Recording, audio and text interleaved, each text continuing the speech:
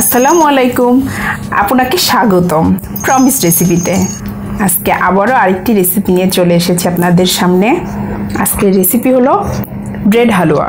এটা অনেকে অনেকভাবে খায়, আমি খুব সাধারণভাবে করেছি। কেমন লাগবে জানাবেন, বাসায় অবশ্যই এটা ট্রাই করে দেখবেন, অবশ্যই ভালো লাগবে। তো ব্রেড হালুয়া করতে আমাদের কি কি উপকরণ লাগছে দেখিয়ে দেই। ব্রেড নিয়েছি আমি এখানে 6 পিস, পানি এবং চিনি, এই দুইটা শিরা করার জন্য লাগবে, দুধ, কিশমিশ, ঘি, কাজু বাদাম এবং দুধের মাওয়াটা আমি করে গ্রেট করে রেখেছি। তাহলে চলুন শুরু করা যাক। প্রথমে ব্রেডের সাইডের অংশগুলো কেটে ফেলে দেব। এগুলো ফেলে দেওয়ার কোনো কারণ নেই, এগুলো দিয়ে আপনারা ব্রেড কাম বানিয়ে নিতে পারবেন বাসাতেই। সবগুলো এইভাবে কেটে নেব। ব্রেডগুলো কেটে রেডি হয়ে গিয়েছে। এইবারে চলুন তাহলে রান্নায় চলে যাই। প্যানে পর্যাপ্ত পরিমাণের তেল দিয়ে গরম করে নিয়ে তার মধ্যে কেটে রাখা ব্রেডগুলো এক এক করে ব্রাউন করে ভেজে নিতে হবে।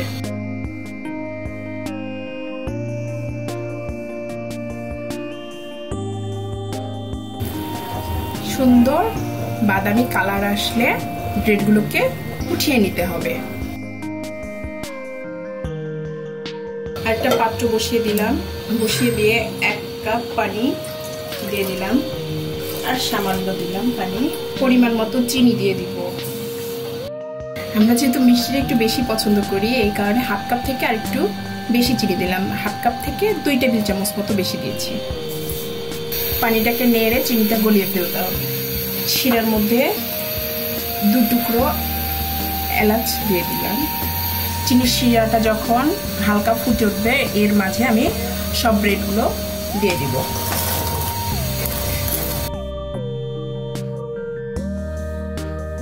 এই পর্যায়ে এসে আমি দুধটা দিয়ে দিব। দুধটা রুম টেম্পারেচারে থাকা 1/2 কাপ।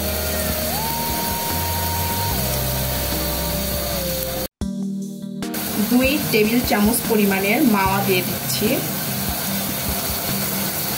মাওয়াটা যদি বাসায় তৈরি করতে না পারেন তাহলে আমাকে কমেন্টস করলে আমি লিংক দিয়ে দেব। টেস্টের জন্য আমি এখানে 1 চিমটি পরিমাণের লবণ দিচ্ছি।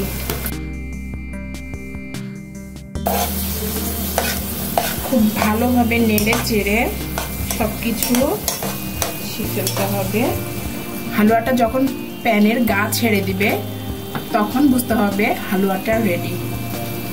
এখন আমি ঘিটা হালুয়ার মধ্যে দিয়ে দিব, দিয়ে আবার একটু ভালোভাবে নেড়ে দেব। আমার হালুয়াটা কিন্তু হয়ে এসেছে, হালুয়াটা রেডি। দেখুন প্যান থেকে ছেড়ে দিচ্ছে। প্যানে 2 টেবিল চামচ পরিমাণে ঘি দিয়েছি। এর মাঝে এবার আমি কিশমিশ এবং কাজু বাদাম ভেজে নেব। কিশমিশগুলো ভাজা হয়ে গিয়েছে, উঠিয়ে নিচ্ছি। এবার ঘিয়ের মধ্যে আবার বাদামগুলো বাদামি করে ভেজে নিব। বাদামগুলো ভাজা হয়ে গিয়েছে। বাদামগুলো যখন বাদামি কালার আসবে তখন এই হালুয়াটার মাঝে দিয়ে দিতে হবে এবং কিশমিশগুলো দিয়ে দিতে হবে। একটু নেড়ে মিশিয়ে পরিবেশনের জন্য হালুয়াটা রেডি। এবার চলুন পরিবেশন করি। দেখার সৌন্দর্যের জন্য উপর দিয়ে একটু মাওয়া আর কাজু বাদাম দিয়ে সাজিয়ে দিয়েছি।